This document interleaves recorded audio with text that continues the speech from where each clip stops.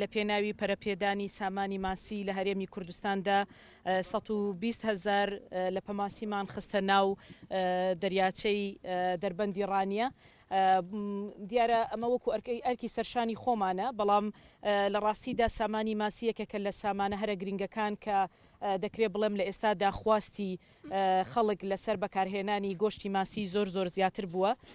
بە بەراورد بە ساڵانی ڕابردوو و ئەوەی کە سیاسەتی وەزارەتی کشتتوکاڵ و سەرچاوەکانی ئاوە پەرەپێدانی ئەم کەرتەیە بە شێوازێک کە وەکو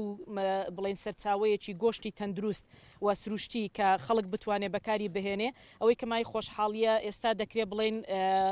سامانی ماسی لە هەرێمی کوردستان بە ڕێژەی 160 بازاڕەکانی ناوخۆی خۆمان پڕ دەکاتەوە، ئەوەی کە لە ناوخۆی هەرێمی کوردستان بەرهەم دەهێنرێ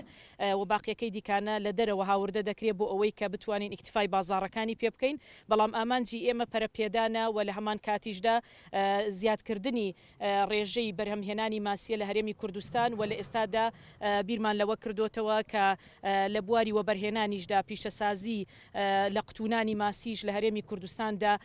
بکەینە پیشەسازیەکی ئەساسی بۆ ئەو مەبەستەش لەگەڵ چەندین کەسایەتی خەبیر و شارەزا لە وڵاتانی ئیقلیمی و لە ئاستی نێودەوڵەتیش قسەمان کردووە بۆ ئەوەی کە بتوانین سامانی ماسی پەرەپێ بدەین و جگەلەوەش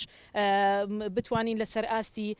نەک ناوخۆی بەتەنها عێراق و هەرێمی کوردستان بەڵکو لە ئاستی دەرەوەش تەنانەت ئەگەر لە ئیکتیفای بازاڕی خۆمان زیاد بێ هەناردەی بکەین، چکە خۆتان دەزانن ماسی یەکێکە لەو خۆراکانەی کە هەم لە ڕووی تەندروستیەوە تەندروستی بۆ تەندروستی مرۆڤ زۆر گرنگە و هەم خواستی بازاڕی دەرەچیش لەسەری زۆرە.